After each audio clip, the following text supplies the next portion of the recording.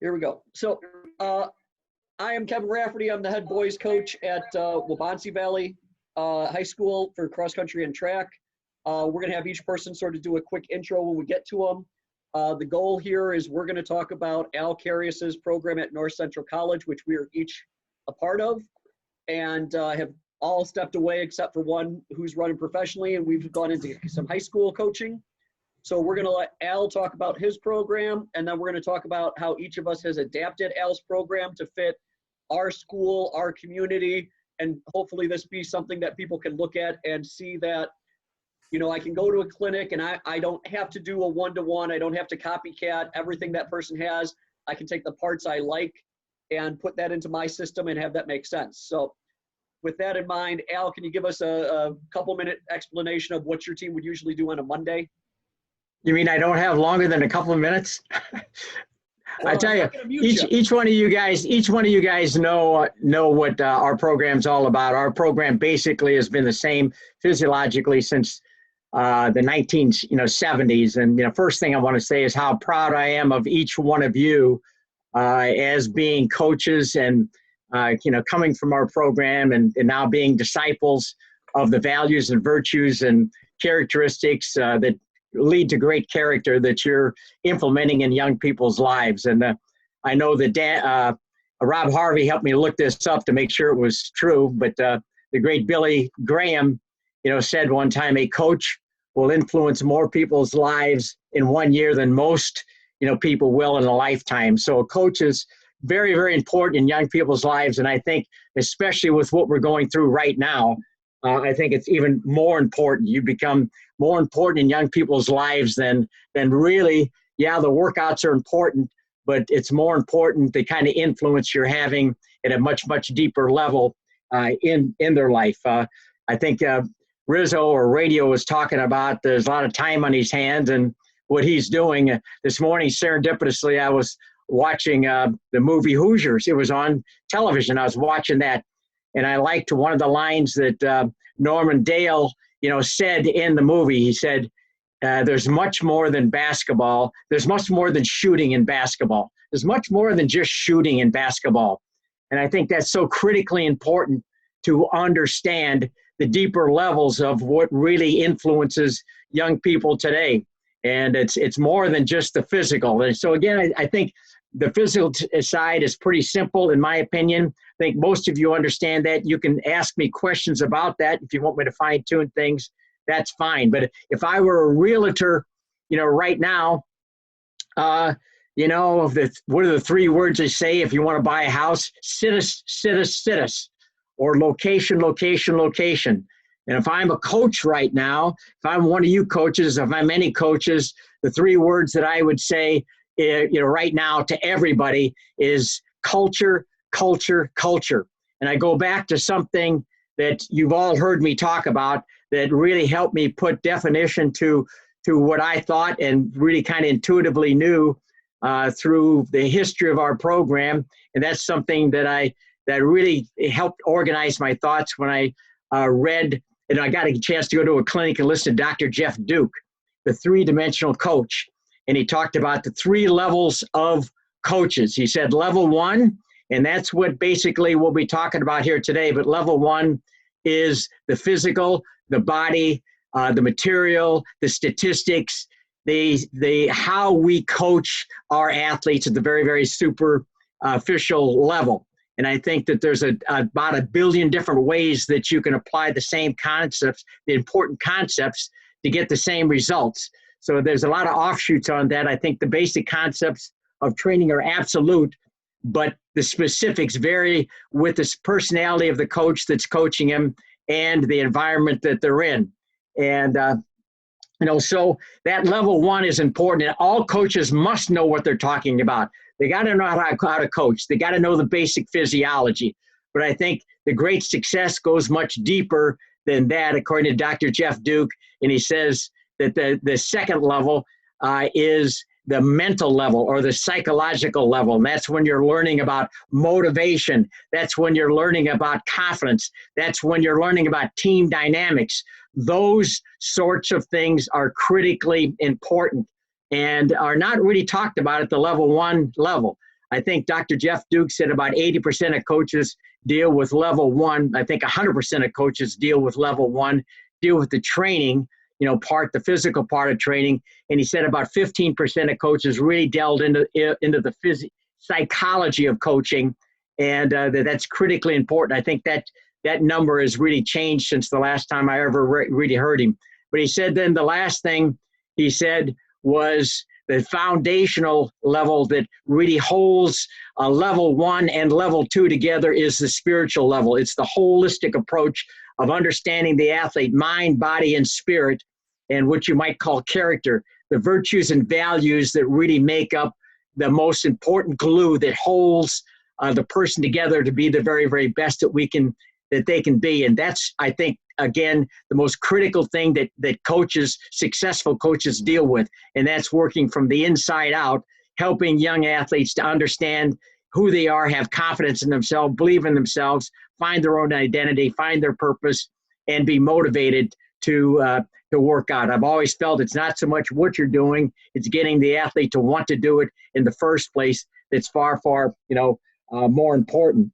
And getting back to, I think, the topic that you really wanted, and I think I'm probably over 2 minutes, and I'll stop.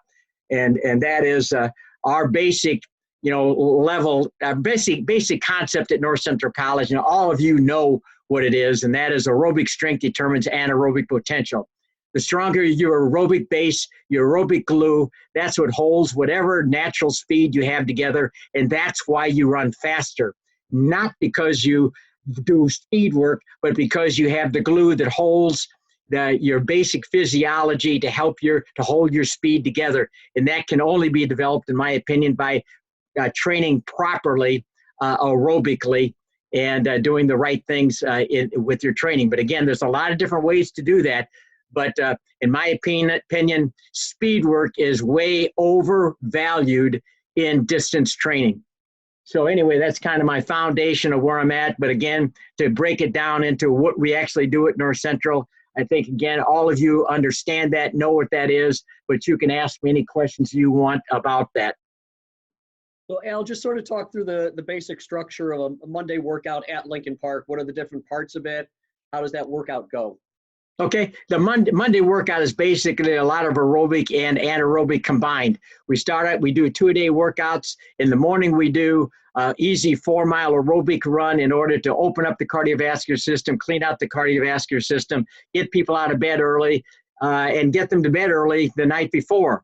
And so it's a great team building, time when you're out there in the dark together as a team. There's a lot of team bonding that takes place. So it's a great way to develop team chemistry.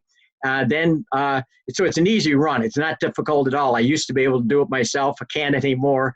I sure like to again someday. But then we, in the afternoon, we come in after the morning run and we do core training every day in the morning. Monday in the morning, we do core training. Then they're out of there usually about 7:15. But practice starts at 6:30. We're generally out of there by 7:15.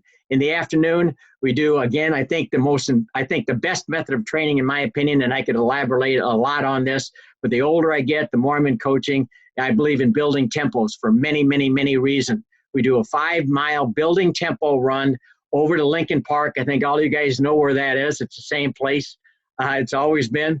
We do our workout at Lincoln Park, and we take very short rest in between the miles, 90-second rest, and we try to simulate running just below the anaerobic threshold or upper level aerobic. We're not trying to go anaerobic. We're not trying to see how fast we go, but we're trying to get us a good mileage in and some variation running in on Monday. So we got a 4-mile run in the morning.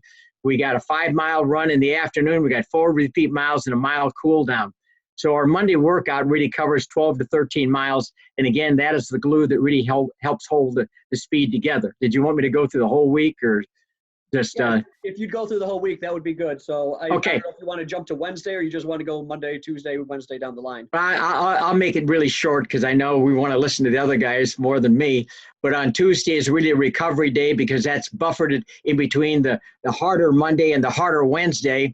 And so Tuesday is a recovery day. We still get up 6:30 in the morning. We do about a 2-mile easy warm-up run. We do 10 building 100s on the stride field or the football field, come in, we do core training and we do band drills, but it's really a recovery day. We're talking to the athletes in the morning and the afternoon every day. In the afternoon, it continues to be an easy day, so we do an easy aerobic run, not very far. We're not going to mix apples and oranges, so a pretty short aerobic run, but whatever it is, it's chosen by the athlete, but it's very, very easy and not very aggressive at all.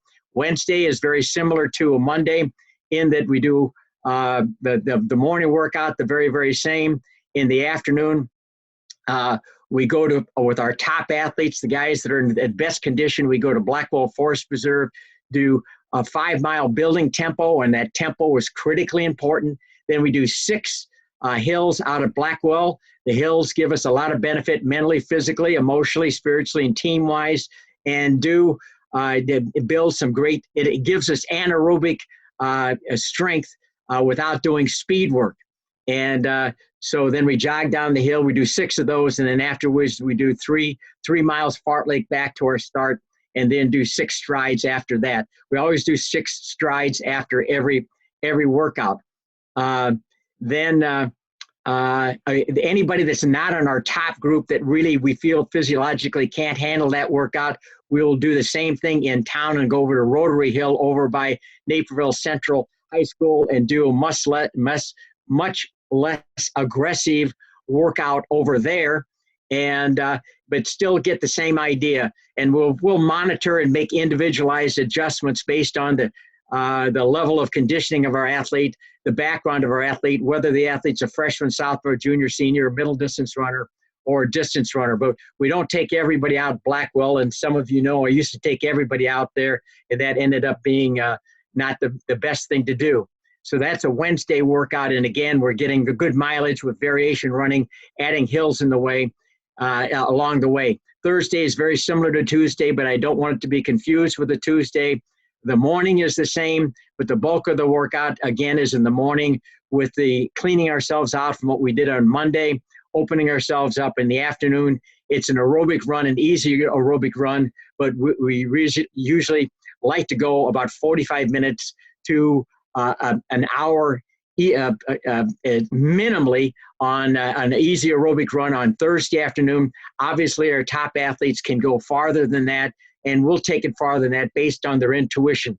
Intuition is a very key element in our training, that we want our athletes to understand the basis and core of training. We want them to understand the concepts of training, and we want them to take a sense of ownership and help make the workouts work for them. The more they understand what they're doing, why they're doing, and take a sense of ownership, the more confidence they get from that. So that Thursday run, distance run, is based, we don't give a certain intensity. It's based on recovery, easy aerobic, but they go a little bit farther on Thursday. Friday is either a tempo run or is a meet situation. Saturday is a long run. And again, we'll vary the long run based on the level of development of the athlete, whether a guy's a freshman, middle distance runner, senior, so forth and so on. And I like it to be minimally 45 minutes, but we do have some of our athletes that go up to 2 hours, and that's kind of a staple for our strong athletes. 2-hour aerobic run, long run on Saturday, and on Sundays on their own. That's the day to go to church. All right, before I send it over to our next speaker, I have a question now, because I've been in some conversations with people in my area who like to take some of the sprint stuff that's very popular in my area and move it over to the distance stuff. How often, if ever, do your distance runners run 100% flat out, full on, as fast as I can go speed? Not very often. In cross country, not very often, because number one, first of all, if we're going to use that, and we will use it, and when we do use it, it's got to be gradually built into. Ballistic movement too much too soon, causes when the muscles are tight. If you did that in the morning, it'd be disastrous. And if you did that after a hard workout and the guys are tight, you can be pulling muscles very, very easily. I could give many examples of having that happen. Now, obviously, through the year, as you're easing in speed, one of the other things I failed to mention on a Tuesday or Thursday is we will end our Tuesday and Thursday afternoon aerobic runs with 4 building 150s. I want them to be on the track, start slowly, build, and slowly, progressively stretch their leg muscles out, but not too aggressively too soon. And we hope in that process that they're slowly getting more flexibility from a non-ballistic movement, but from a rhythmical movement, and they will be raising their anaerobic threshold to help them to be able to have more speed at the end of the race. The speed is critically important, more important at the end of the race than any other time in the race. Maybe a little bit of speed to get good position early in late phase one of the race, part one of the race, but you don't, overemphasizing speed, I think, is counterproductive and can be dangerous with people when you are adding too many things at one time. But certainly then when you get into track, you're blending more and more speed into what they're doing, or upper level or anaerobic work, especially when you're getting into half miler type, middle distance type, fast twitch muscle type runners. All right, thanks, Al. So we're going to move over. We're going to hop on to Dan Iverson of Naperville North Girls. All right. So where do you want me to start exactly? If you want to just talk us through a week of what your athletes would do, and maybe at the tail end sort of talk of philosophically what you've taken from Al, or in terms of organizationally, how you've set your team up to try to make sure that everybody counts. Anything that you want to do in that regard. Sure. Well, we get to be with our kids, pretty much mostly through the summer, and then of course through the fall. And I do the two kind of differently. And so we have a pretty set schedule in the summer. It's a Monday for our veterans. It's a progressive distance run that builds up to 10 miles. For our younger kids, it's a building of a long run, because 10 miles for them is probably inappropriate. But nevertheless, our veterans will be able to do, it's usually out and back along the Naperville Riverwalk path, because we actually meet at North Central during the course of the summer. And so they'll run out and then come back the same one. And so they learn how to run a progressive distance run. I think it's a big deal. It's also a big deal for our younger kids to run further than they've ever run, even if they're not able to do it progressively yet. Tuesday, we do an hour-long yoga workout, and then we do, the girls are on their own for a recovery run. Wednesday, we generally run either a mile warm-up and cool down for the younger kids, or 2.5 miles warm-up and cool down for the older ones, but anywhere between 15 and 25 minutes of aerobic threshold work at either a local school or a local park in North Central. And then Thursday, we have an hour-and-a-half long strength circuit that we do on the track and field at North Central. And so that involves low-level plyometrics, band work, deadlifting, balance work, hurdle mobility, sprint mechanic work, some strides, hurdle mobility, that sort of a thing. So it's an hour-and-a-half plus then an hour between 45 plus or minus minutes of a recovery run, either before or after that. And then Friday is our game day. And so that will involve any amount of probably between 30 and 60 minutes of what would admittedly be pretty low quality miles. But it's a lot of fun for the girls to get out and play a game. And generally we do games that are team building in nature. And so I've learned to accept that as a recovery day. Saturday is our long run, generally for our vets. For our freshmen, it's just a matter of getting out for even 30 minutes, just to build in a 6-day-a-week schedule. And then our vets run every other day in the summer. Our freshmen will always take Sunday completely off, but either way, it's on their own. So it's Saturday and Sunday both on their own. Generally, the captains organize a long run on Saturday, but once we get into the year, though, we go more technical, and this is something I've done over the last six years-ish. We don't go weekly, so we go 9 days. So our weeks are 9 days long in the course of the season. I start with our Nike regional and build back 9 days at a time, all the way up until early August. And so and in that 9 days, we include work that is every 9 days. There's at least one long run that is 90 minutes for the most part until we get towards the end and make those time to maybe 60 or 70. So long run, hills are part of that until towards the end. Tempo work at some level, whether it's repeats or a tempo run, is part of that. VO2 max work is part of that every 9 days. Special endurance 1 or 2. 2 is more a mile pace-ish, between half mile and mile pace.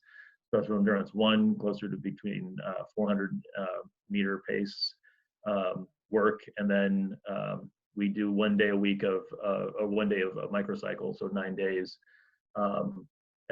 at full speed. We do a workout where the work is, it may be not 60 minutes of work, so aerobic work, but within that maybe 6 to 10 30-meter repeats. So full out, absolutely, basically sprint mechanic work. And so trying to think if I missed something in there. No. So that's pretty much, so we cycle those through every 9 days. And the reason for the 9 days is simply because there's a lot in there, and to make sure that we build in enough recovery, make sure we don't stack the wrong things on top of each other to get hurt, or that's why we put it that way. So that's something that I sort of came to over time. Obviously, I came up. I mean, what Al just described is exactly familiar to me. I mean, I know it all extremely well, and so, and that's of course the basis of all of distance training, is building a tremendous aerobic engine, and so clearly that's what we try to do, is to make sure that we build an aerobic engine that works, over time to get a kid to where they need to be able to sustain a pace for, a mile, 2 miles, and then of course in cross country 3. One of the things the reason that we do more sprint mechanic work, we do a good bit of weight room work, we do a good bit of plyometric work. One of the things that I found with the teams that I've had over the years is that they, for the most part, most of our kids were either kids who got cut from another sport, or were not particularly overly athletic overall. And some of the most common injuries that we had were ones that where kids weren't able to handle the volumes that they needed to handle to be able to do what they needed to do in terms of long runs and progressively fast long runs. I mean, the best things that I did at North Central were trying to chase Dan Meyer over 12 or 13 miles and running as absolutely hard as I could to try to do that. And you do that for an hour 15 minutes, or hour and a half, and you get a whole lot better aerobically. I wasn't always as smart about recovering from those events, but at the same time, to get a kid where they can run those kind of runs, because really the only kids that can run those kind of runs and really be effective with them are the kids that have been in our program for a year or 2 or 3, that have had the time to build up form, that have had time to develop a running economy and a strength level that they can handle that sort of thing. And so that's kind of what is the overall idea of why we do such a variety of things. But I will tell you that just as sort of a finishing point to what that is, and I will go back to what Al started with, and in fact, this is what Rob and I, now that I remember this, Rob and I did speak at ITCA a few years ago about this sort of topic, and I believe our title, if I'm remembering it right, was "It's Not About the Workouts," and what it was a sense of the culture that, I think we could talk forever about what workouts work best and exactly what pace this should be done at or that should be done at. But I will tell you that, I will never, ever, ever, ever, ever, ever forget, after being rejected by, Division I school after Division I school, and finally listening to my neighbors back home in Macomb that I should go up and check out this school in Naperville, which I'd never heard of, to walk into Al's office back in the old Murner Fieldhouse back in the day. You know, I mean, the Maya Angelou quote, you know, people will always remember, people will forget what you said, but they'll never forget how you made them feel. And that first time I met you, Al, in your office, you may not even remember it, but I walked in, and I was convinced. I mean, at that time, I was going to be a landscape architect. I was going to go to Kansas State University or Minnesota and be a landscape architect. And I always had been interested in history and politics and that sort of a thing. And I thought about teaching, but people had told me there's no money in it, so on and so forth. But literally in the first 5 minutes that I met you, Al, I switched from being a landscape architect to being a teacher and a coach. I mean, because North Central didn't have a landscape architecture program. I absolutely knew that North Central was the place that I had to be, because of the way I mean, you know, the run for fun and personal best, I have never been able to improve on that as a mission statement. In fact, yesterday I was actually working on our cross-country book for the fall, and I went over our mission statement again and again, and I can't do better than run for fun and personal best. Uh-huh. So, because it incorporates everything. It incorporates what the best of what the sport should be, and that everybody, from the fastest person on the team to the slowest person on the team, can make meaningful contributions as long as they buy in to both parts of that, run for fun and personal best. And so regardless of exactly how long our long run is or how fast we do our repeat thousands or whatever that is, that I will tell you that the adaptation that we've made, that our training doesn't look like what Al exactly described. I mean, we've some real different nuances, but I will tell you that the culture is what I take away from it. That if I can build a culture that's even close to what we have at North Central College, then good things are going to happen. And so that's kind of where I'll pause it for now. All right, thank you, Dan. We will hop over from Dan Iverson of Naperville North to Rob Harvey of Wheaton Warrenville South. Hey guys, how you doing? No, I'm just, I guess as a little side note, I'm the girls cross country coach and then girls track and field coach. I'm responsible for the distance runners. So we've got about 50 to 55 girls in cross country, and then this year I'm a little high. I've got 48 distance runners by myself in track. So yeah, just to give a little bit of a I guess background. Our summer training is, you know, Dan and I have done a lot of talking. We've driven together to Minnesota, to Minneapolis to watch Vikings games, and flown to Minnesota to watch Viking games. And Dan is a pretty big influential person in my life for training. You know, just so a lot of the stuff that you're going to hear me say has probably been repeated because I've probably stolen a little bit off Dan and then tweaked it for my own. But I think I didn't look back at that PowerPoint, Dan. I was going to look back at it, but I didn't get a chance to this morning. But this is like a deja vu thing for me with that talk. I guess, you know, first of all, Al's influence has been, you know, some people say, well, how do you incorporate a girls program into North Central's men's distance program? Well, no, you know, I get that question every once in a while. You're not. You're simply coaching kids, and kids are kids, whether they're girls or boys. They're athletes. They want to be there. And but I think the couple things that I got out of Al is, first and foremost, is culture. Kids will do anything when they believe in what they're doing, and when they can fight for something else bigger than themselves. You know, I was never the smartest kid in school, but a pattern and routine for me were invaluable, and that was one of the reasons I chose North Central. The pattern that Al had seemed to work very, very well for my personality, and it also worked really well with the way we did school. When we did in North Central, we were at that point we were on trimesters, and we went to school Monday, Tuesday, Thursday, Friday.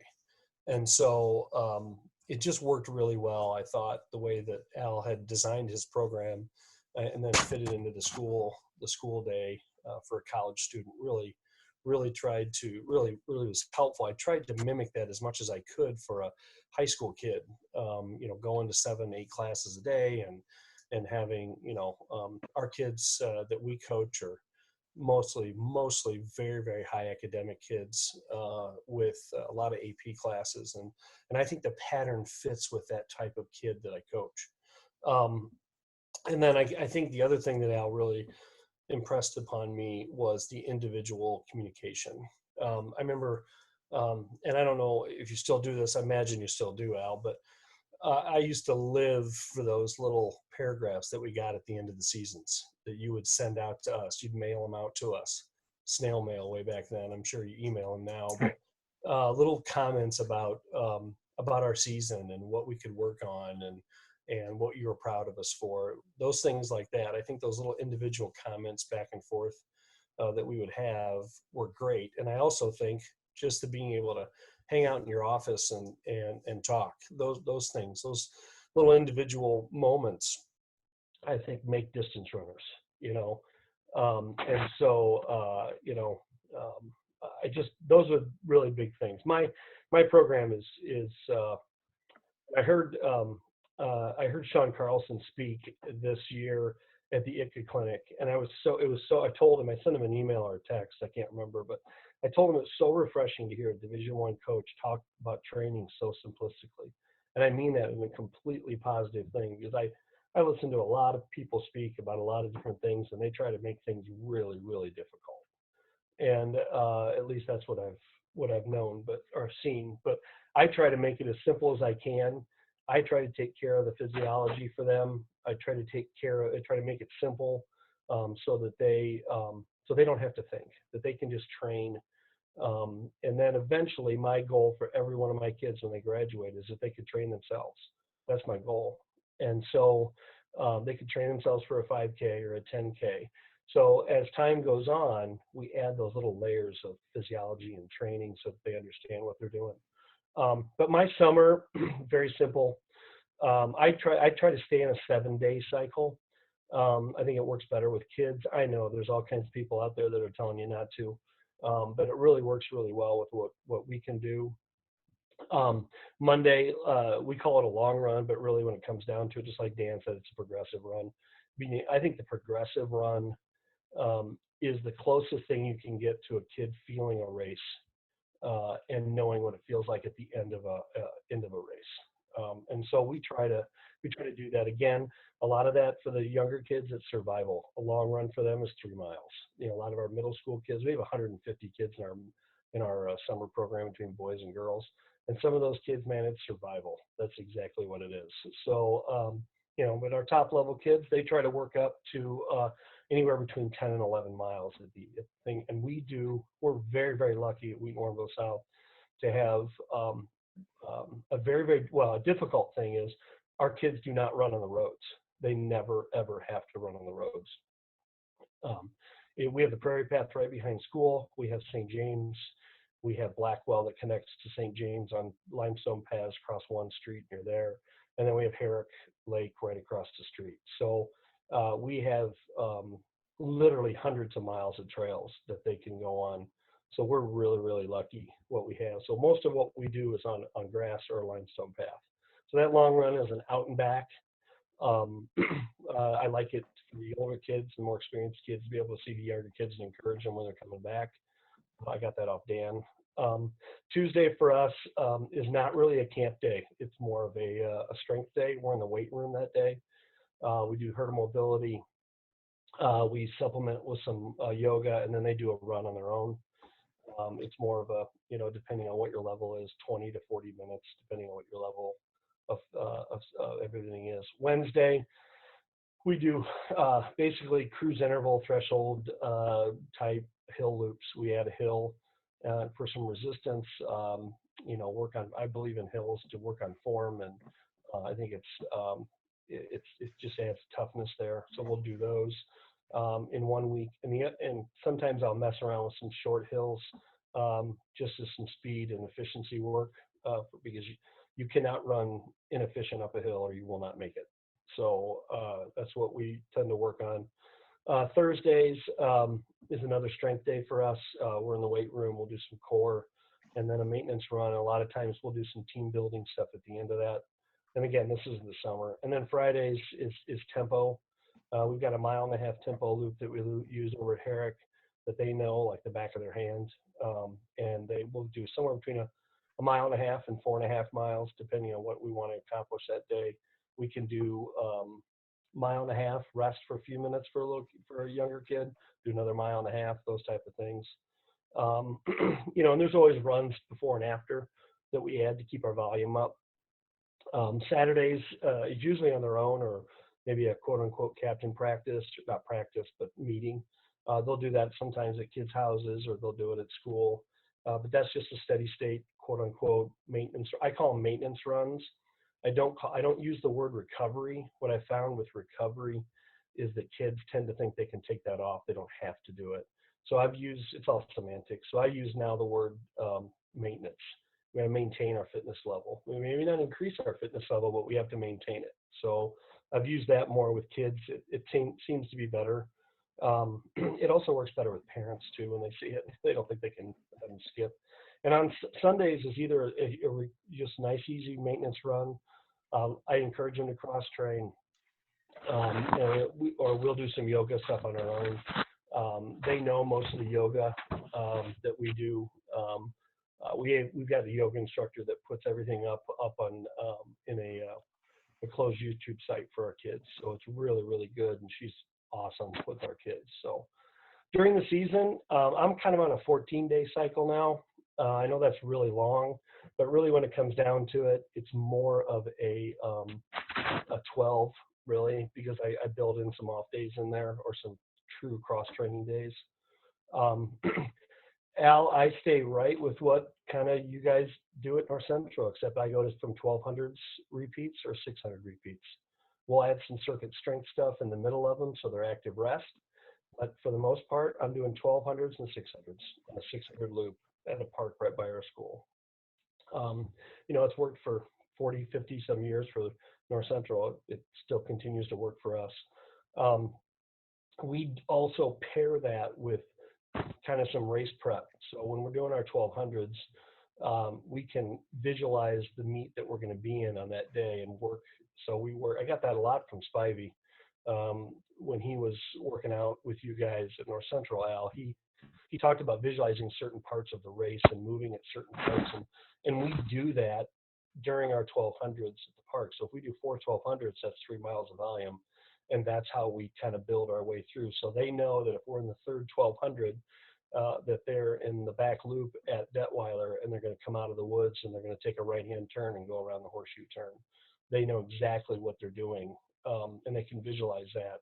And a lot of those 1200s are set up to feel the same way as you would maybe at that point in the race. So specificity a little bit, trying to give as much specificity as I can.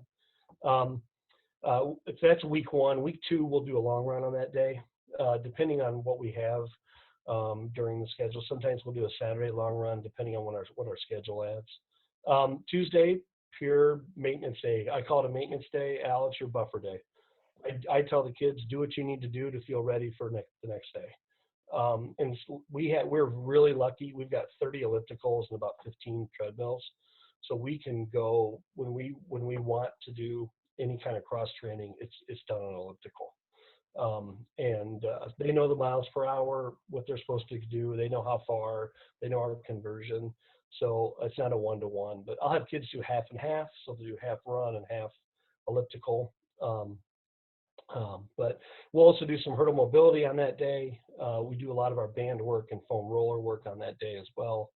Wednesday, for all intents and purposes, Al, it's a Blackwell workout. You guys see us out there every other week. That's where we are. So I'll take my more experienced kids out there. It's a 2 mile to 3 mile run, depending on how far we want to go from south. I don't take everybody. I just take I take our more experienced kids. I have kids that can barely break 27 minutes, but they'll go to Blackwell because they are able to handle that because they've been in the program for 3 or 4 years. So we take all levels. We just have them leave sooner. And so we all try to finish at the same time. Most of the inexperienced kids do a Blackwell type workout, but in a park right by our school. So very similar to what you guys do. In the other week too, I will, I'm a half miler at heart. I ran the 10,000 like 3 times because there was no other space for me at conference. Basically, I was coming back from some injury. I did get to run the 10,000 on the best track I think you could ever run a 10,000 on, and that was the old Illinois Wesleyan track that was around the baseball diamond. That was a great place to run a 10,000 meter because it wasn't running around a track; it was running on a baseball diamond, literally. I never go too far away from speed. I've always been. A lot of my most successful kids I have are 57, 56, 58 second quarter milers for girls. So we, I never stay too far away from speed. So we'll do speed, I call speed hills. They're just short Huffman type hills is what they are. And, that's kind of what, we'll do that on an every other day, every other week on Wednesday. Thursday, it's either going to be a tempo or progressive run, depending on the level and the time of the year. The tempo we'll do over at Herrick. The progressive we'll do on the prairie path behind the school. So we don't have to break up any cars or anything. Friday we treat as a pre-meet. We actually lift on Fridays before a Saturday meet because it's the only time we can get in the weight room without other people in there. And so we're trying to take over a weight room with 45, 50 kids. We do that on Friday morning. I've had people ask me, why don't you go in the morning? We start school. Our first period starts at 7:15. So most of my kids being high academic, they need the sleep. So we don't double run, except in the summer for a few days maybe. We do everything we can in 2.5 hours after school. Now our practices are a little bit longer, but that's because we go in the morning. Friday basically just we've got a couple different loops that we do. Saturday it's either a race. Or for the non-race girls, it would be a quote-unquote steady state, what I would call steady state long run. Now I don't want it progressive, I want it the same pace of time. Sundays, depending on what you need to do, it could be as short as a 15-minute run. I don't really have them go over 30 very much, and then they'll do one of the recovery yogas on their own, usually. And then the second week, even for my better kids, they take the day off.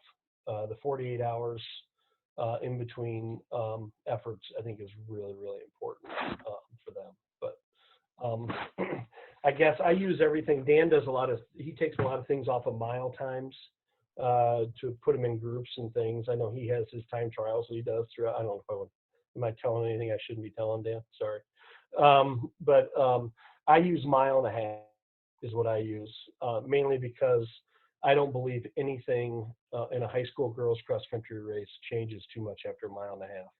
So we concentrate on getting ourselves to the 1.5 miles, holding pace, and in race strategy kind of, and then finishing the best we can. There are very few programs in the state of Illinois, or I think in the country now, that can really negative split or even split a high school race. I think those are, Dan's team's one of those. There was a coach at Lake Park.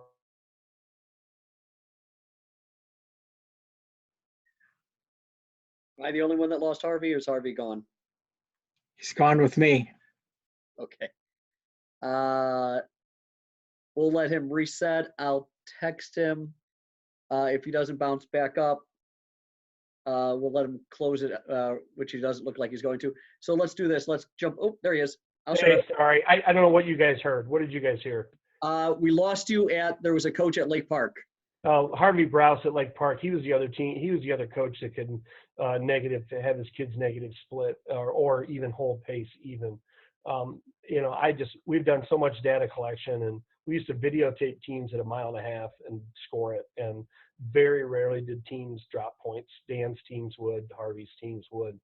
But, and again, I coach a lot of kids that are, half milers, and we get out and try to have people find us, catch us. So, but now I think Al, I kind of went over in the beginning what Al's meant to us, and I think meant to me what I got from him. But I think the genuineness of you, Al, and trying to match up to that every day when I coach kids is I think is the key to coaching. You know, when they know how much you care, they will do anything for you in the program, and that's not trying to be trying to make a sale or something. But I think when you're genuine in what you're doing, they will see that. And just in the time we're in right now, it kills me not to be around my kids. My best part of my day is my kids, being around, the girls I coach and everything. So that's, I really miss that opportunity. But all right. So thanks, Kev. All right, we'll transition from Rob Harvey at Wheaton South to Chris Bosworth, the boys coach at St. Charles East. All right. Thanks, guys. That's that's two good, fantastic coaches to follow, Harvey and Iverson, and then, geez, how do you top Al? But I would say the things that Al has kind of instilled in my coaching and kind of my life is, and Harvey, you just said it, right? Is the caring of athletes, caring of kids. If they know that you care about them, they're willing to do just about anything that you're going to ask for them. And I think that's the biggest thing that Al instilled when I was there is that he cares equally about your All-American runner and all the way down to your last runner. And I think that in high school, yes, we want to, as head coaches here, we're primarily kind of coaching with our varsity kids, but to build a program, to build a true program, you need to show the same level of caring and commitment to your top kids as all the way to your brand new freshmen. So that stuck with me when I was there. Also, the success factor, I think, to show and to explain to kids that you can have success, and success looks differently to each individual person. A successful season for a top level kid in the state meet might be completely different than what a first time freshman looks like, but they can still see success throughout the season. And so those two things, I think, are what stuck with me through my years at North Central. So in terms of a summer, we go, I'm with my kids pretty much 4 days a week, Monday through Thursday. Friday, Saturday, Sunday, they're off. I was a 10K, 5K guy. I had like what I say, negative speed. I could not outkick anybody. But so I go heavy base. We're base really Monday through Thursday, and what I consider base is, for my top guys, we do pretty much anywhere between 45 to an hour Monday through Thursday. Now on a Wednesday we do a workout kind of day, and that varies between a tempo progression run 1 week. The next week we'll switch that up with some hill runs. We're fortunate enough to have some nice hills down by the river, pretty steep. They kind of vary in lengths, steepness, so we kind of switch those up. Friday we do their long run, and that's on their own. And I think I've put a big emphasis on the long run as an important staple into summer training. And I think that I have the captains lead that, and they meet out at the Great West, which is nice because it's an out and back, and it's on crushed limestone. It's mile marked. Parts are shaded. Community members leave water out for us, which is nice.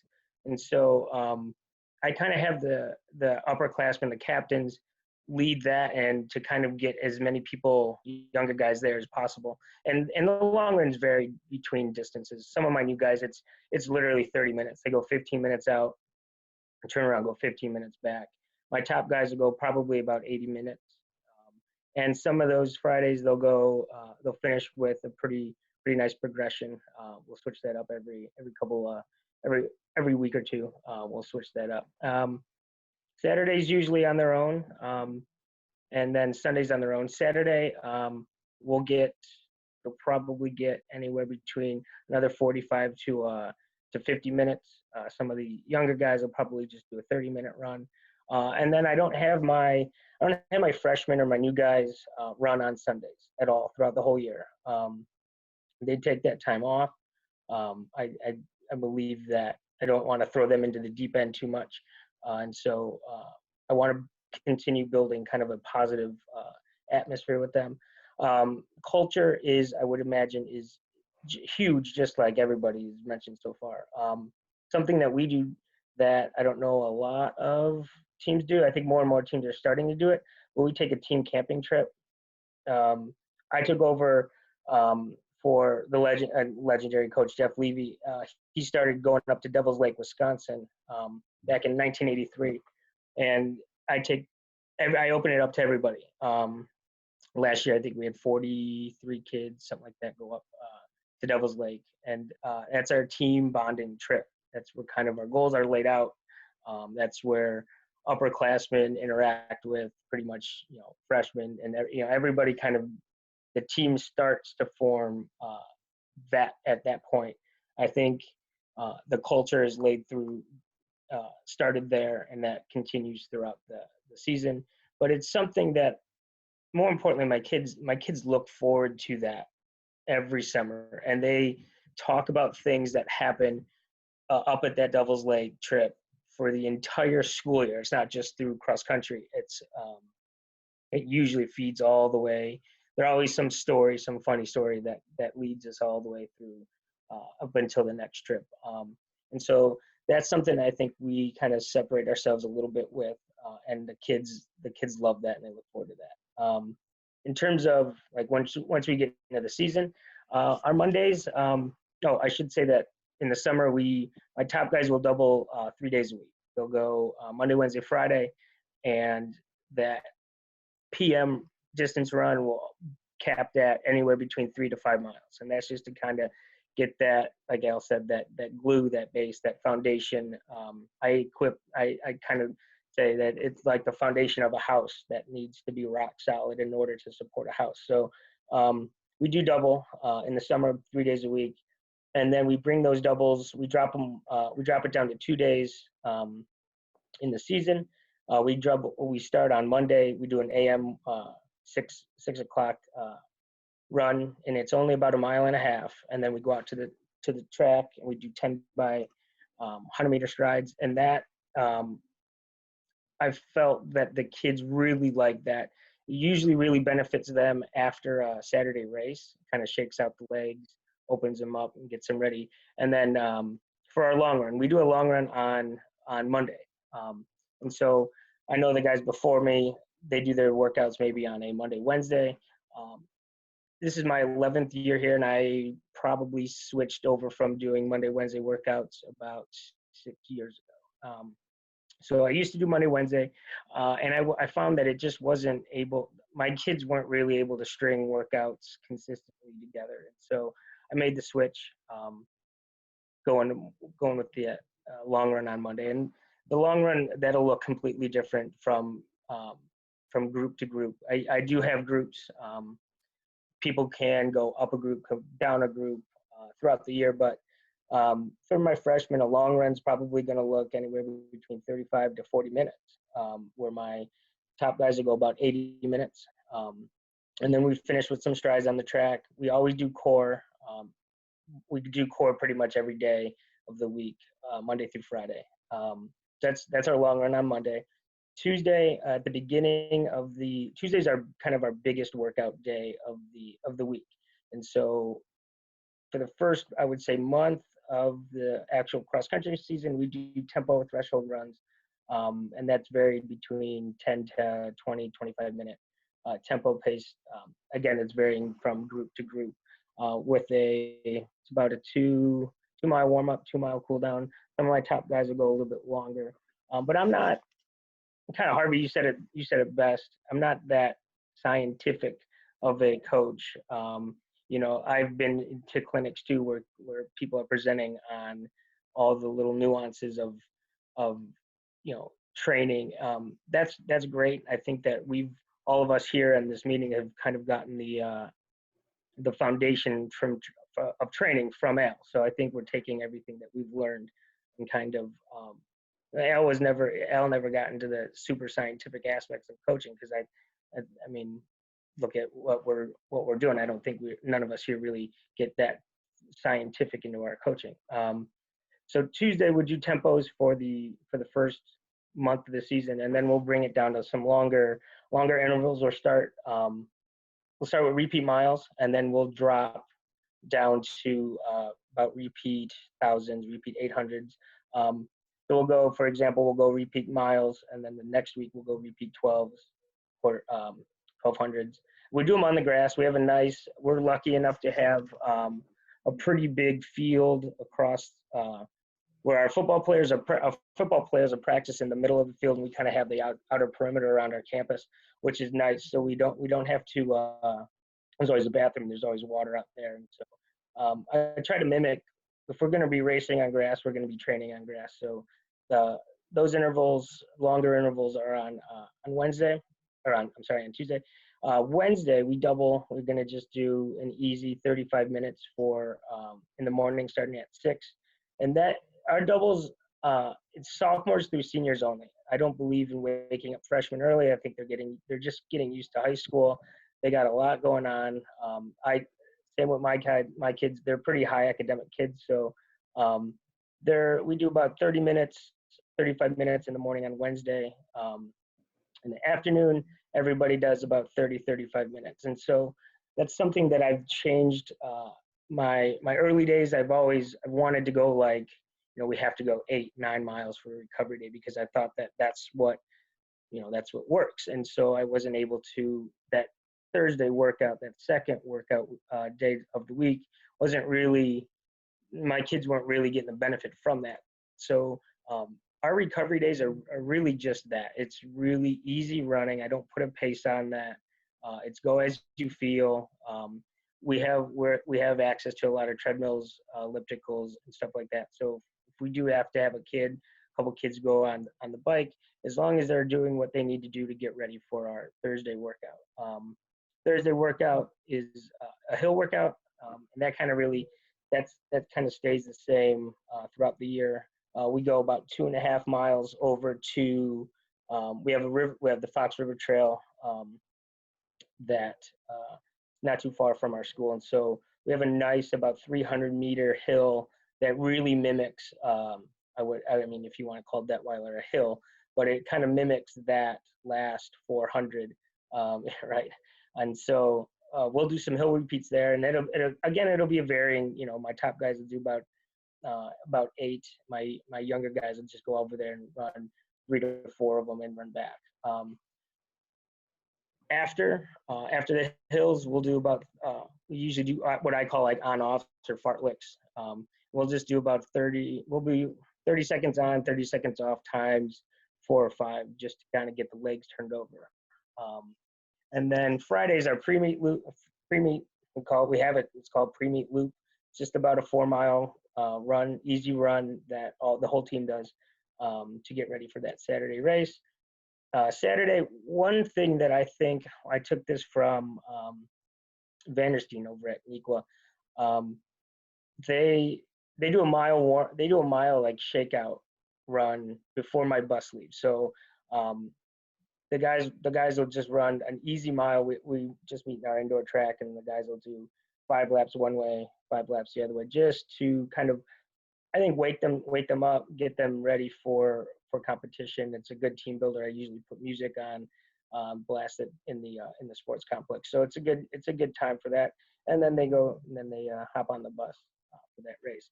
Sunday's on their own. My freshmen, my new guys, they'll take the day off. And that's always an option to take Sunday off. You're not feeling very good. Things are a little bit more than sore. Take the day off. But my top guys will usually do about 5 miles on a Sunday. One thing that I will mention that I switched to about 5 years ago, once a month, on a Thursday, we won't go to the hills. We'll do anywhere between 12 to 16 by 400. And that usually we do that once a month. So we'll do in August, we'll do in October, or September, October, and then that's pretty much it. But that usually starts pace-wise. They'll get about 2 to 3 seconds faster as it progresses through the season. So we'll start kind of cruise intervals in that August one. As our fitness and keeps increasing, we drop that down 2 to 3 seconds for that as the season goes on. So anything else, Raph? I think that's pretty much it. No, that does well. So let's hop over to Guthrie Hood, who is at Champaign Central for the girls. All right, so a little background on myself for those coaches that are going to be watching this recording. I was one of those athletes that definitely benefited from Al's philosophy and culture there. I believe everybody else in this conversation had nationals experience or at least conference experience of some sort. I was the guy at the bottom. All 4 years, I was the 40th guy on the team. So the culture was definitely something that was huge for me as opposed to the training. I was doing a lot of the modifications for myself to make it fit for my individual needs, but still benefited from that culture. Program at Champaign Central, when I took over it, we've qualified once for the state meet in 1997, placed dead last at regionals my first year as a coach. So my emphasis has been building that culture first so we can get to the point where we can put the true training principles into effect. Still have kind of the same concepts in mind, but being able to do the level of workouts we wanted to do to be successful at trying to throw everybody in the deep end of it without even being able to wade into the water at the shallow end is not something that I wanted to do. But during the summer, Mondays we'll go out to a rail to trail path that goes in between Urbana and St. Joe. We'll do a progressive tempo there, send the girls out certain distance and encourage them to come back at a faster pace than what they went out. Tuesdays will be more of a kind of a recovery or maintenance day. Wednesdays we'll meet out at the Orchard Downs Park, which is where the U of I has their cross-country course, and we'll do a workout there. Thursday, again, kind of a recovery type workout. And then Fridays, because we don't have access to a whole bunch of trails in Champaign, especially where our school's at, we'll take a road trip and go to some place in the state with hopefully minimal travel as much as we can. But Walnut Point State Park's about an hour away. It's outside of Charleston in a town called Oakland. Guy I was co-captains with at Unity is the park manager there, so he'll give us a kind of pep talk before we do a trail run there. We'll go up to Blackwell at the end of the summer, things like that. So we'll try to do a road trip on Fridays. Once we get into the season, Mondays are more of our kind of interval type work.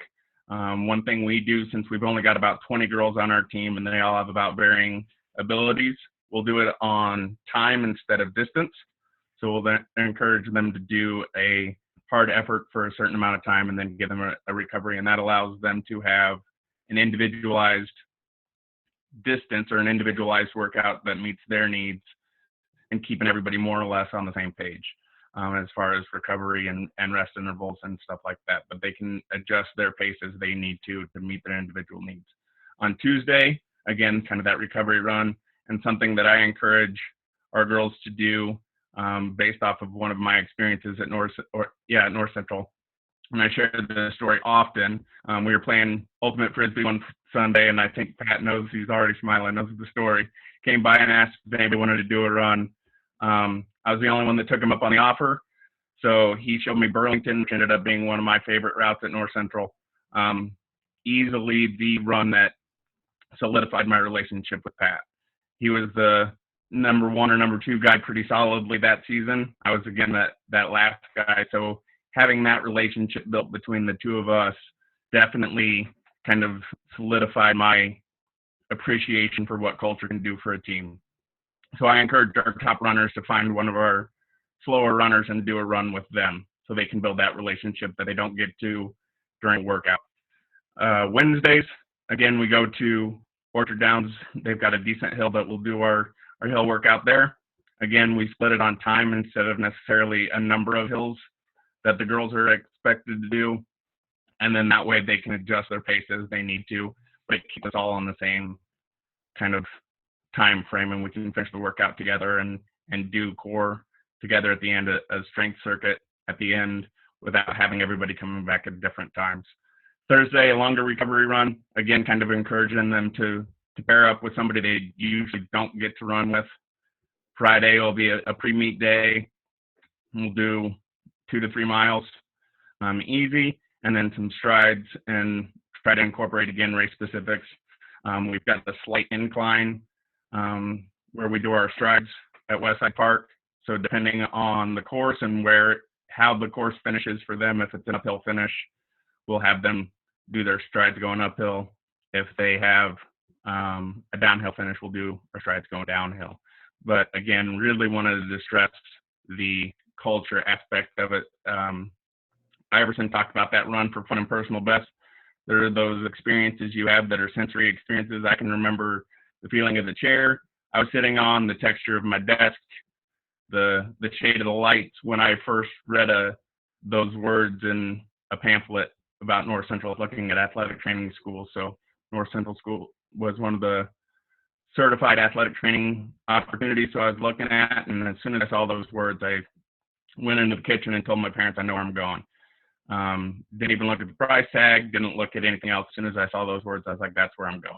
And then took a visit, had that conversation in Myrna with Al underneath the clock, and I know Al's told that story before, but again, one of those things that once you have that conversation with a coach that cares about you, then you know you're in the spot where you want to be. And that's another thing with our program, is so many of our girls are involved in other things, drama and band being 2 big ones.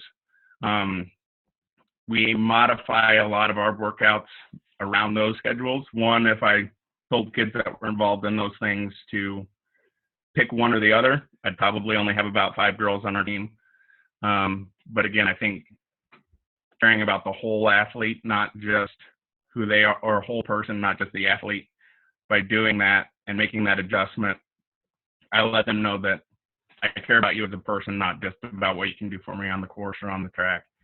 And one other thing, not just having a coach that cares about you, but creating that culture where the kids care about each other as well, I think is huge. Coaches should be the person that cares about the athletes.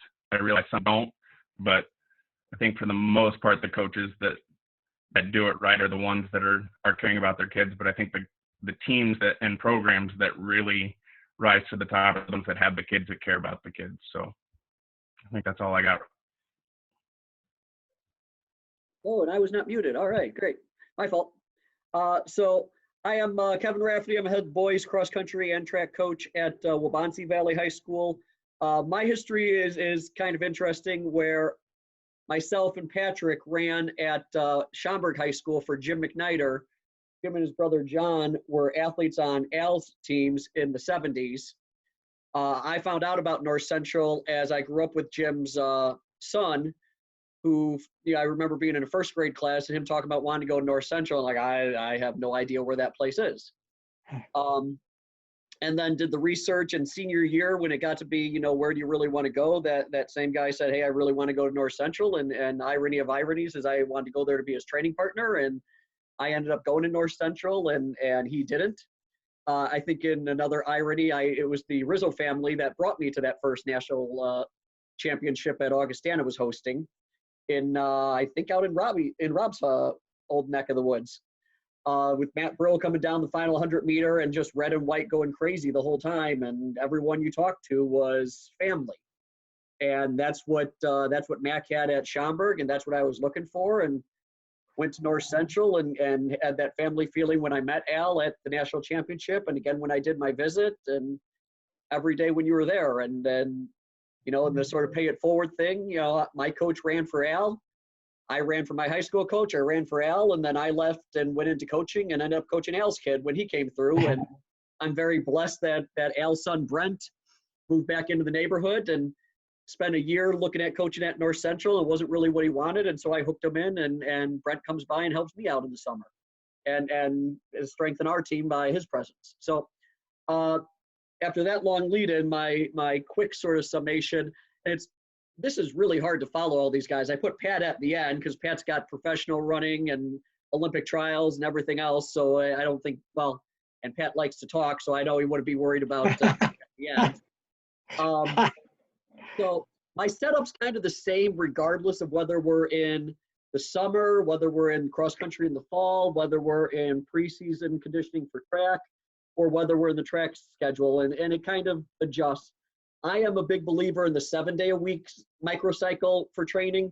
My big reason is I have high school athletes. I've got parents that are raising high school kids and elementary school kids and middle school kids, and sort of they need to know the routine that we're in fairly easily.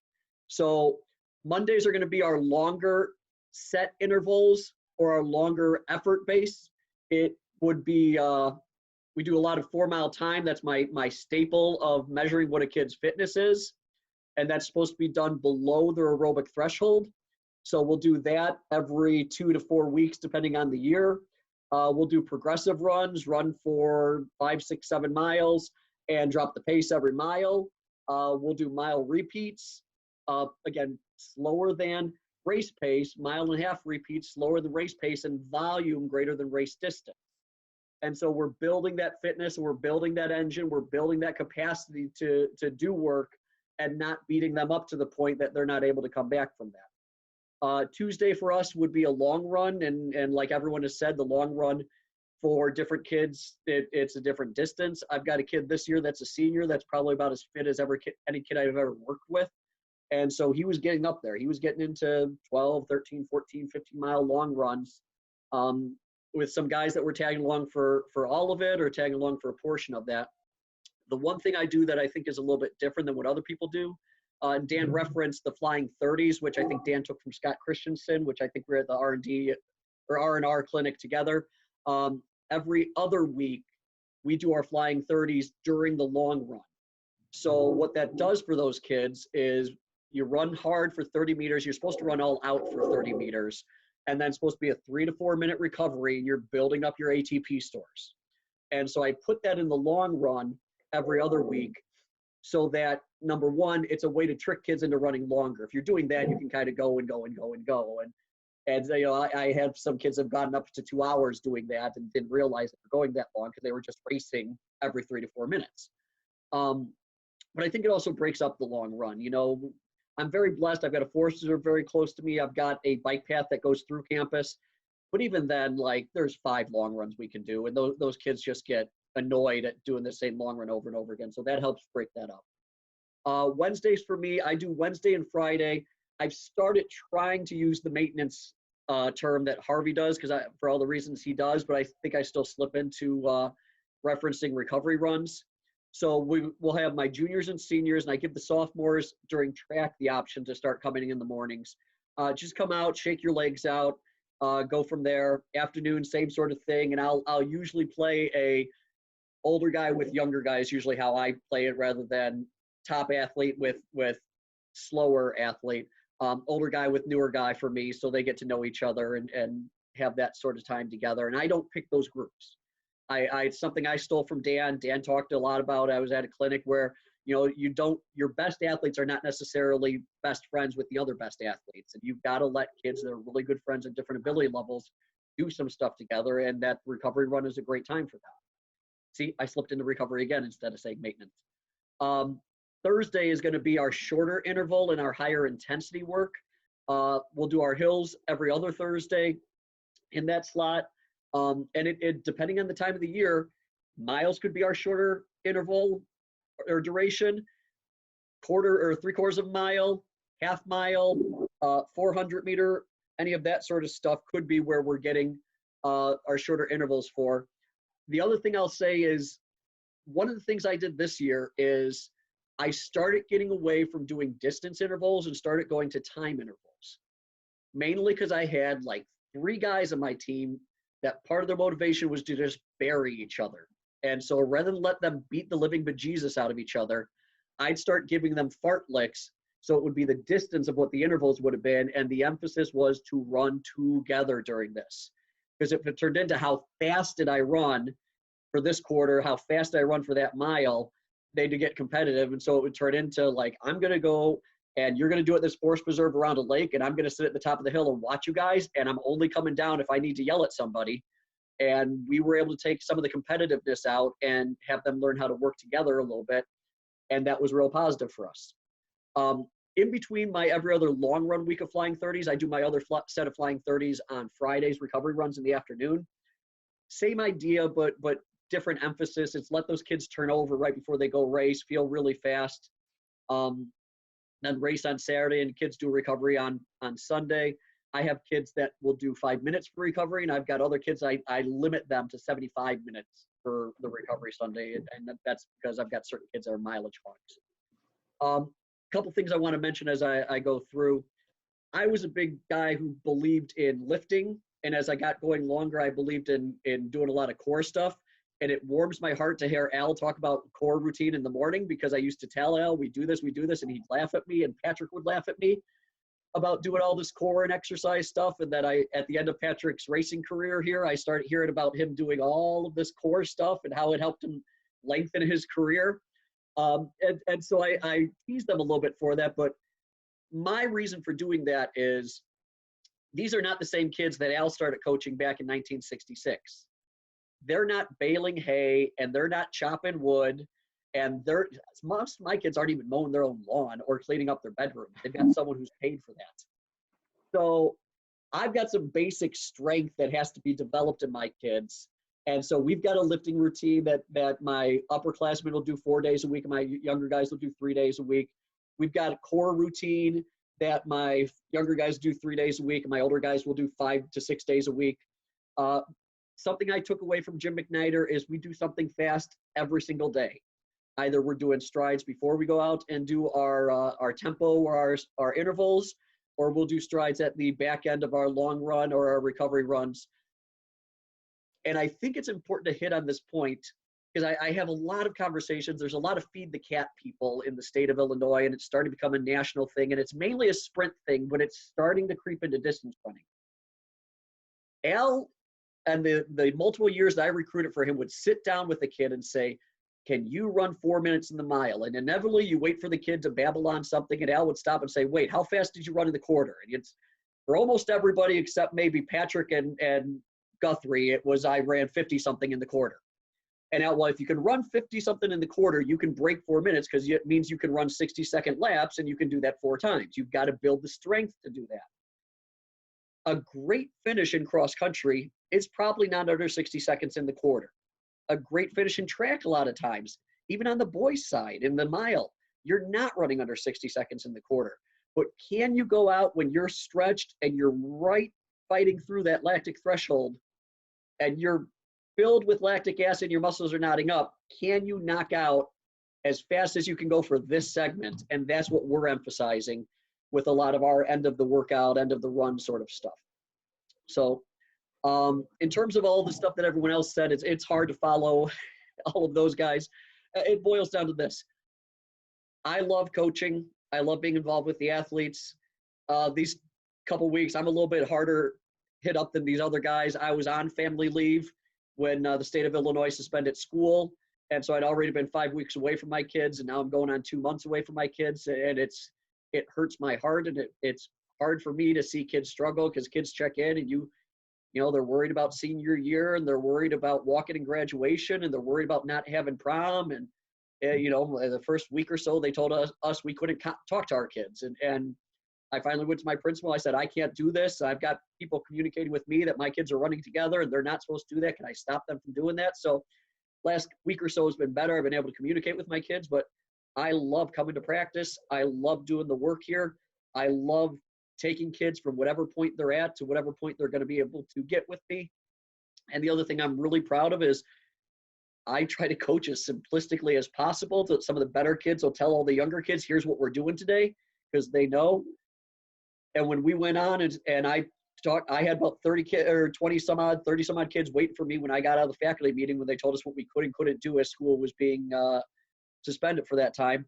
I looked at those kids. I said, look, you guys know what I would have you doing. Follow the rules, follow the CDC, do what the governor says.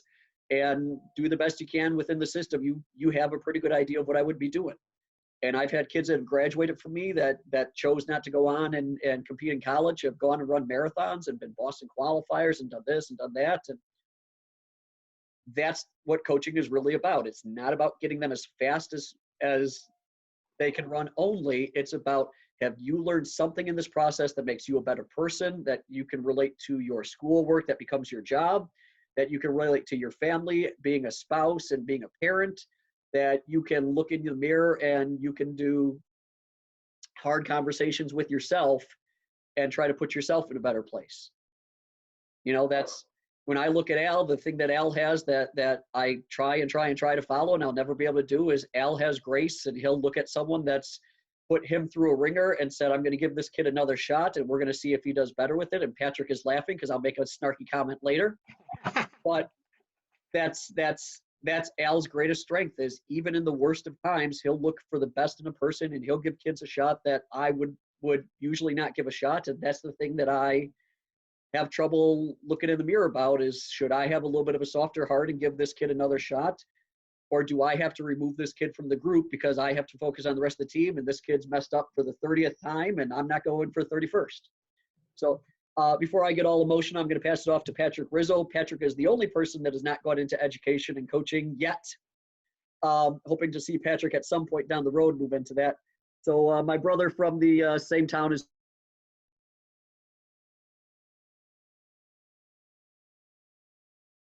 All right. There we So I've spent the last 14 years running professionally after college.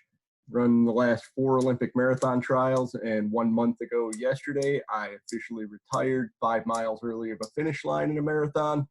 So that's not my proudest moment, but I would say some of the biggest takeaways I've gotten from Al's program are that there's different types of athletes out there, and you have to find what type of athlete you are. There's not one type of athlete.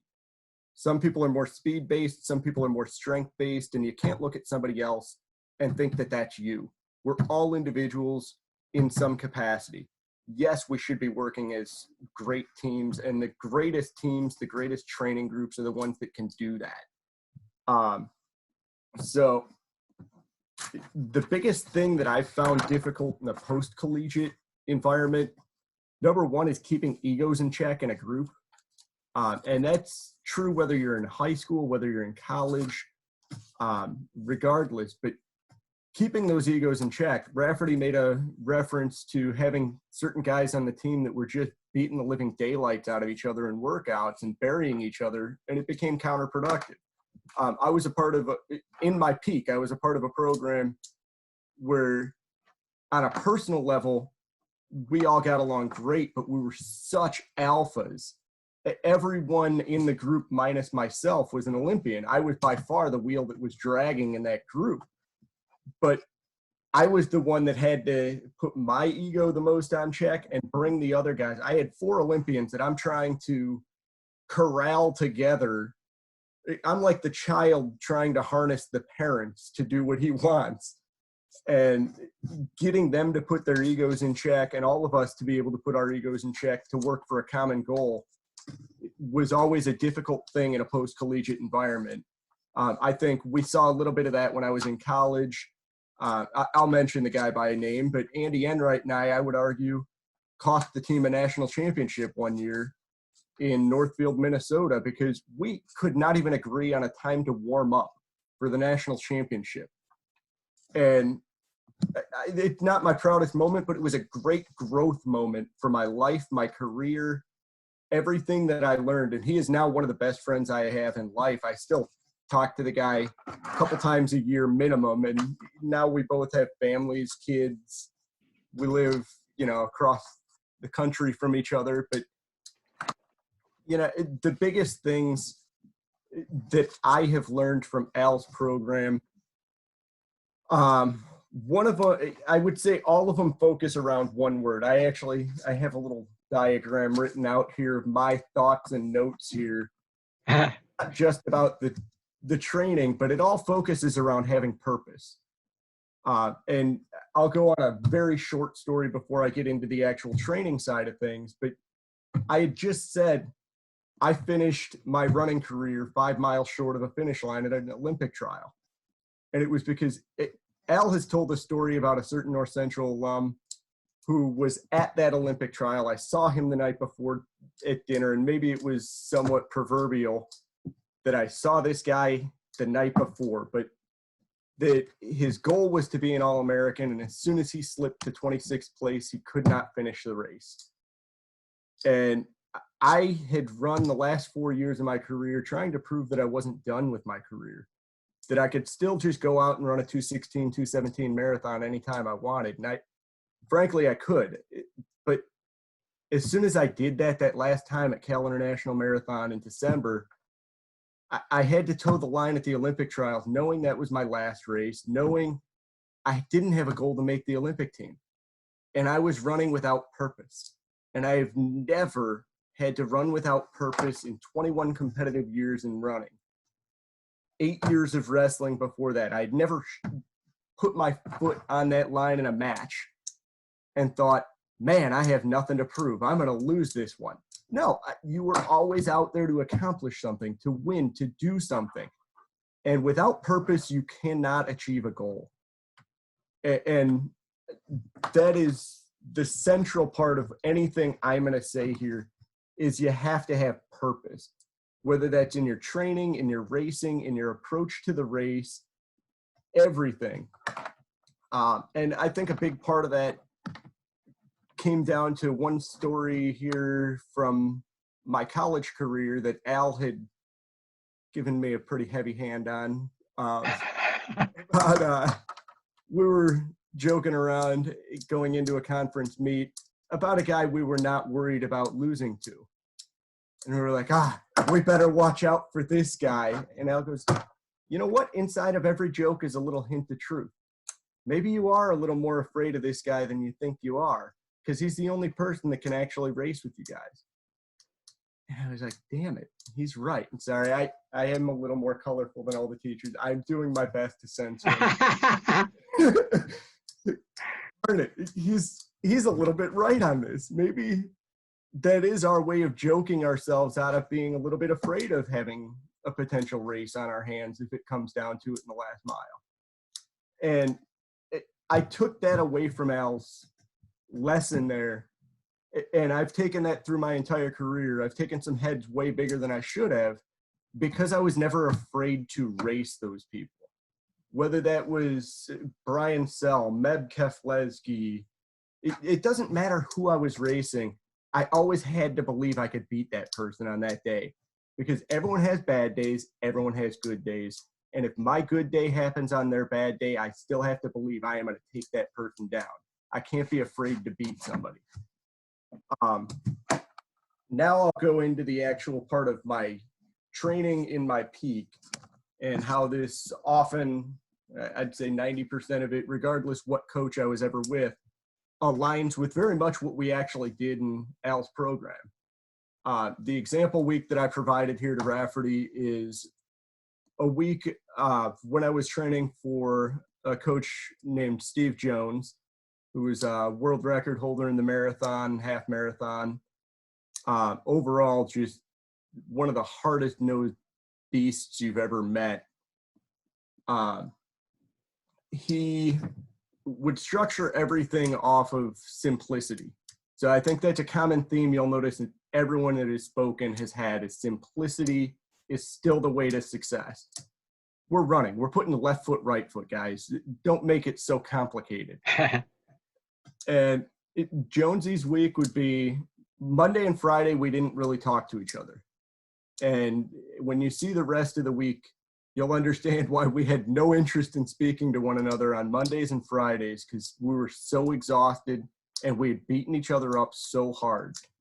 So Monday was a 12-mile morning run, easy. And when I say easy, I don't even want to admit to what some of the paces were, but it was easy. Afternoon run with 6 to 8 miles, usually with a coworker after work. I've always worked full-time through my career, so it was always after work. Social pace, relationship building kind of thing. I met my wife on one of those runs. Like that's how, no offense to her, that's how easy those runs were. Tuesdays were speed work. And when we say speed work in that group, again, this is Jorge Torres, Steve Slattery, Jason Hartman, Lee Troop. Lee's a 3-time Olympian. Jason was 4th at Boston twice. Jorge, national champion many times over, Olympian, state champion in Illinois. Steve Slattery has more talent in every toe than I have in my whole body. So you've just got such a great group of guys that speed work was hard. A Tuesday would be raw speed. So we would be doing something like go for a 3-mile warm-up, quick change of shoes, get over onto a path, whether that was Boulder Creek path or whether that was over on one of the dirt paths around town, and Jonesy might be calling out minutes. And he'd be looking at how everybody in that group is working as a dynamic and say, all right, ready, go. And we'd run hard. Then he'd say, all right, that's it. And we'd have to back it off, but we're still running pretty hard. It was a float as a rest. And he'd say, all right, back it off. And then when everybody looked like they were sufficiently recovered to be able to beat each other up for another minute, 2 minutes, 5 minutes, whatever he thought they could take, he'd call it out again, go. Watch when somebody starts to break down, okay, that's it. And we would do that for about 20 minutes worth of hard work. And that's not 20 total minutes, that's 20 minutes worth of the hard. Then we'd do a 3-mile jog, cool down, 8-mile afternoon run, easy. Wednesday was a medium hard run. And medium hard run would usually be a run up at a higher altitude. We'd go up to Rollinsville or up to Magnolia Road. So anywhere 8,000, 9,000 feet, hilly, hard runs. And those were really keep the ego in check days, because you had just worked hard on Tuesday. You had another workout coming on Thursday, and that was going to be your longer workout. So we'd do 90 minutes to an hour 45 at high altitude on hills. Yes, it's a bridge between Tuesday and Thursday, but you could still gain something from it. Long work and fast work tend to use different muscle groups. So that was something we made sure we alternated. And I think that's pretty consistent among all you guys' programs as well. Thursday, we would do a longer workout. I put down 3 by 3 miles, but it was usually like 3 by 15 minutes. It was always by minutes. It was never by miles. So it would be, all right, you guys are going to go hard for 15 minutes. We're going to regroup, go hard for 15 more minutes, regroup, go hard for 15 more minutes. And it might be try to see if you can make it further than you did on the first one. And we're doing that around the track. It might be on the road. It might be, it could be any surface, because 15 minutes, guess what, guys? This is not going to be a secret. 15 minutes takes 15 minutes. And you're going to get 15 aerobic benefited minutes from that. We would take a short rest. Usually those would also focus on taking in fluids and things that are more specific for a marathoner. So we would take in our fluids at race pace, recover for maybe a minute, and then go back to it and do it again. Afternoon on that day would be real easy, 4 to 6 miles. Friday, again, we didn't talk to each other on Fridays because we were usually so exhausted from Tuesday, Wednesday, Thursday of beating each other up. 12 miles, 6 miles, might be 14 and 6. Depends on where we were in a racing cycle. So the volumes of these may be higher than what you guys are going to be doing in high school, but the principle is very much the same. You'll notice the relativity to what another day is very much in line. Saturday is 3-mile warm up and then 10 by hills. And this was in trainers. You'd just go straight from the warm up into the hills. 2 to 3 minute hills, float your way down. You're not jogging your way down. So you should be progressively more and more fatigued as you go. But you absolutely remain running erect, knee drive, really forcing that power And that was the point of a Saturday. Then Sunday would be a longer run up at a higher altitude, 20 to 24 miles, taking in fluids all the time. So we'd take in fluids about every 3 miles. And, this was, Al has a thing of never run with mechanical breakdown, always run with mechanical efficiency. And that was very much the same principle every coach I've ever run with is if you are struggling through a run, just stop. Don't dig yourself a hole. Don't get hurt. We're not training to train. We're training to race. And if you're digging a hole and you're getting hurt, stop. So I can remember one run where Steve Jones pulled up next to me in his Mitsubishi Montero and pulled me over. And I was doing a yo-yo, where you're kind of able to catch people at some point, but then you drop again and you catch them and then you drop again, which means you're straining. And he commands me over like a dog and goes, "Rizzo, come." Great. So I run over to the car. He goes, "Rizzo, drop." Like, oh no, I got to drop. You're running 5:20 pace. You're already running too fast. You're at 8,000 feet. Just drop. So I dropped back, and next thing I know, he rolls up on Lee, goes, "Lee, drop." So the two of us wound up running back together, and we're still running 6.5 minute pace at 9,000 feet. It wasn't like we were jogging. It was still a hard run. But he kept us from really ending our season on a single run. And no run is more important than the season. No run is more important than your year. So again, it has to come down to having a purpose. And every coach I've ever had, every group I've ever been a part of, that has been such a central part is being able to string together the weeks with purpose, being able to point out what is today about. Every day should have a purpose and every season should have a purpose, and that purpose should focus around some form of your personal growth. In some cases, that is absolutely an emotional growth. There's days where, I can tell you, I got hit by a car in 2007.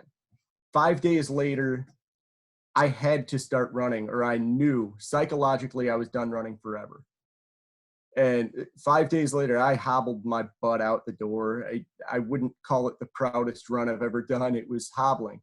But I knew psychologically I needed that run, and it made me as tough as I was to still be running 2:16 and 2:17 marathons at 36 years old. It was very much, I had a purpose, I had a goal. And Al has a saying, where there's a will, there's a way. Where there's not a will, there's an excuse. And there was a will. I found a way to keep running.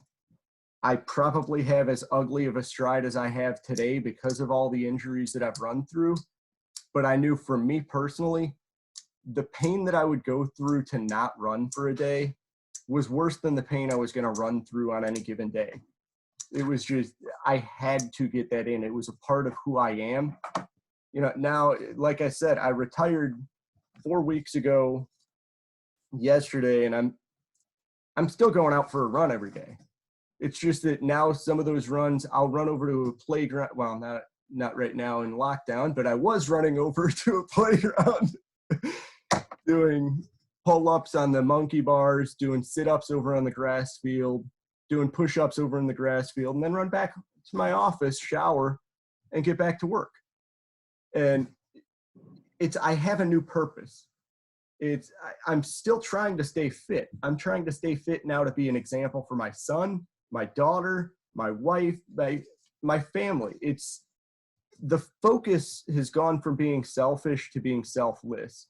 And that's something I think most of us can recognize in some aspect or another, is that running is a selfish pursuit.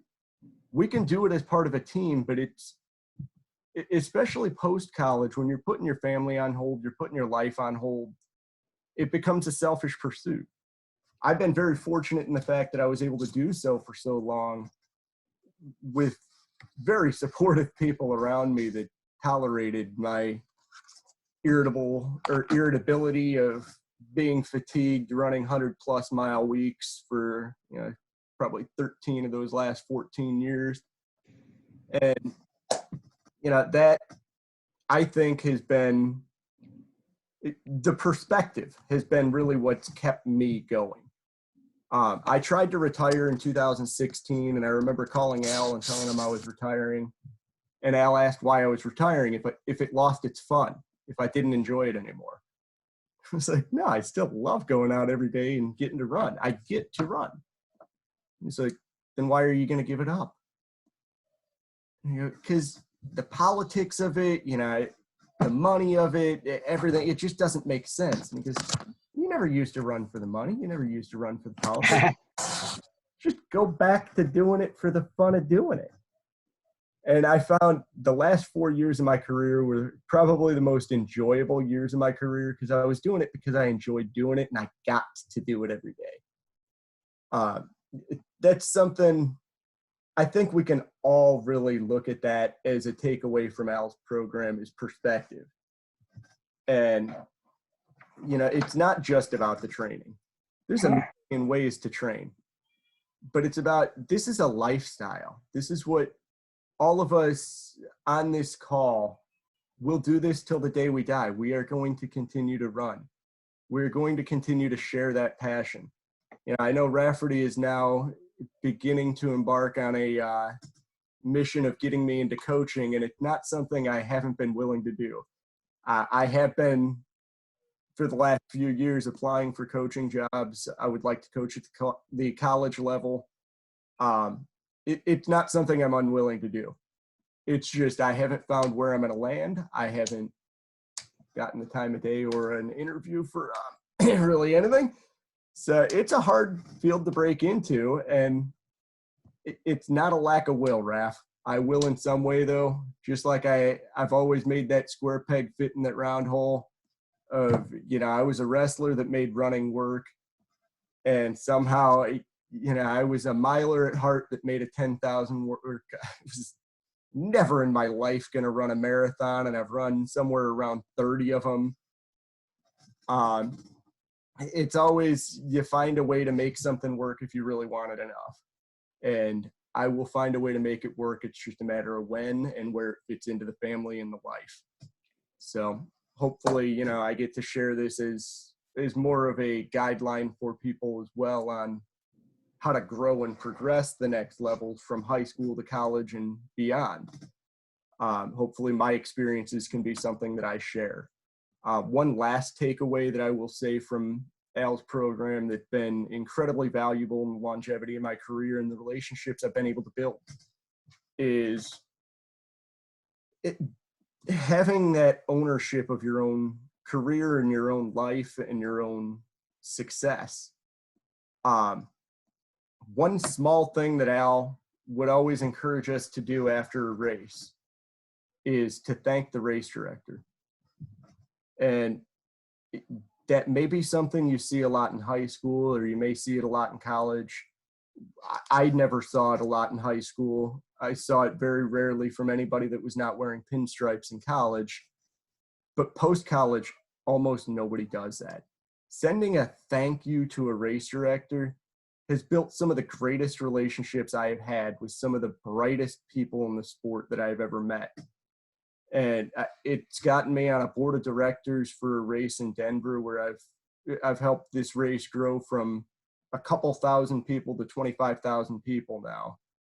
And it's been such an important thing to me of just building those relationships through two of the most powerful words in the English language. Thank you. And Rafferty, thank you for arranging this. And Al, thank you for everything that has brought me to this point in my life, my career, and everything. Thank you. Hey, Raf, could I quick jump in real fast? Because I literally in about 90 seconds have to jump off of here and onto a different meeting. But I would second that and some of the other things that have been said with regard to just observationally, some of the biggest mistakes that I've ever seen made in coaching, and frankly made myself in coaching, have always been made out of my own pride of making the mistake that these were my kids. Clearly that's Al, something that I think all of us here have learned from you, is that it's never about you. It's about what you can provide for somebody else, and that has sustained me, and I think sustained my program too, regardless of any particular workout I've ever done. And so thank you for that level of selflessness too, Al. And so I hope you'll understand that when I pop off here, I'm actually going to jump on with a call with a bunch of our kids, actually, is where I'm going. But thanks, Al. Love you, and love you guys. And thanks, Raph, for putting this together. I really appreciate it. So. Well, I love all of you guys, and I'm very, very proud of you. And there's always, I've said this, there's two types of coaches in the world. There's a kind of coach that looks for what can the athlete do to help me and help the sport. Okay, you guys aren't that. You guys are coaches that are looking for what can you do and what can the sport do to help the athlete grow. It's not the outcome that's important. It's what happens, through the process, and what the person becomes in the process that's far, far, far more important. That's going to have a lasting impact on people's life. We're all been given talent, by God, and it's making the most of our God-given talent individually with the support of our teammates that really determines what success is. Success is not being in the competitive trap where you're competing against anybody else. You're competing with your teammates, with your friends, to be the very best that you can be and have the joy of and the life lessons that you're learning along the way. So I'm really, really proud of all you guys. I love all you guys.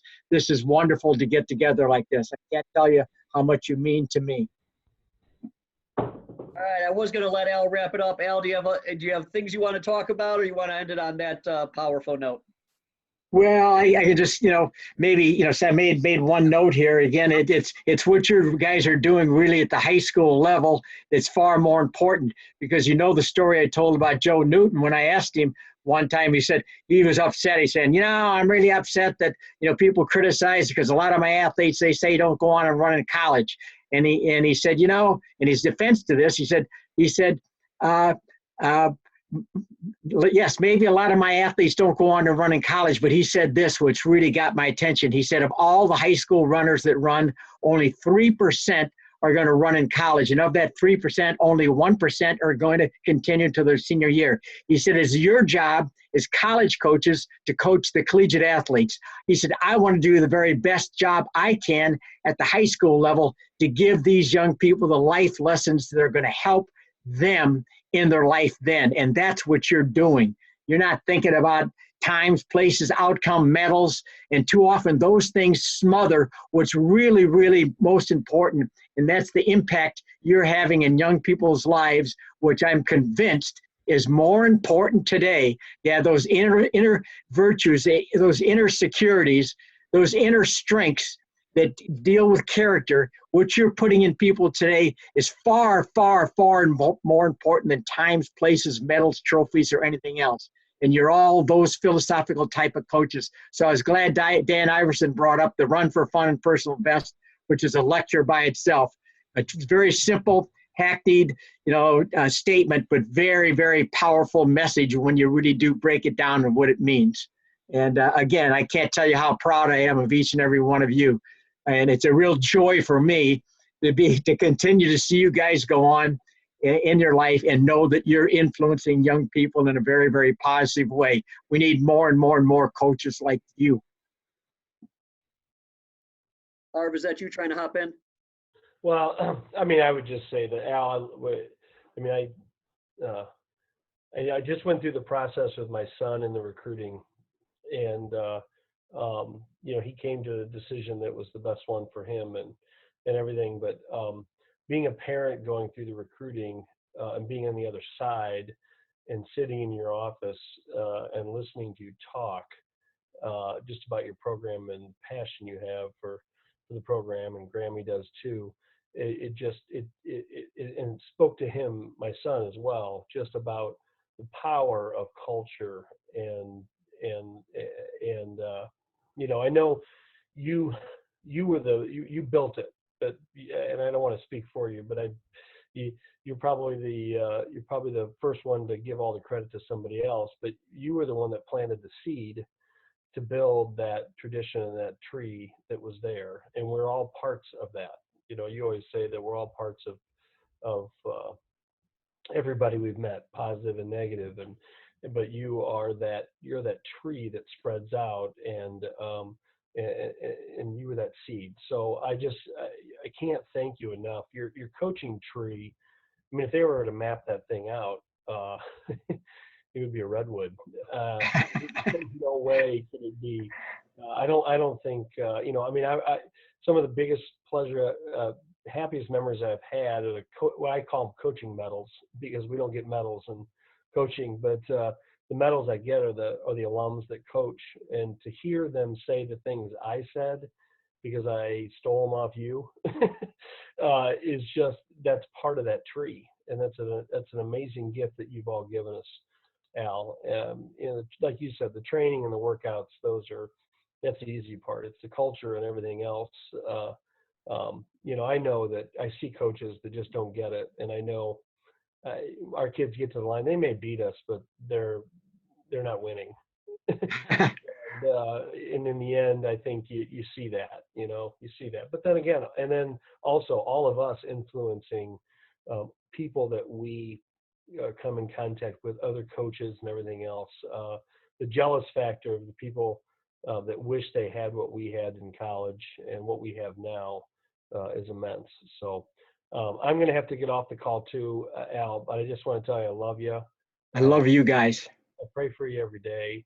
And this has been probably in this whole mess of e-learning, no school and everything else, has been two of the best hours I have spent. And Rafferty, I couldn't pay to have this.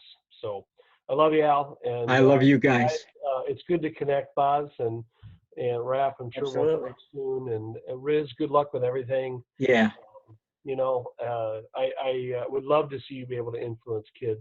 I have a hard time saying that, but Guthrie, continued success. I hear really good things about you down in Central Illinois, so keep it up. So, all right, guys, I love you. I'll talk to you soon. Bye. All right. Thanks, Raf, for putting this togetger. Great seeing everybody. All right. Love you all. See y'all later. All right. Now I got to figure out how to get off here. Your son.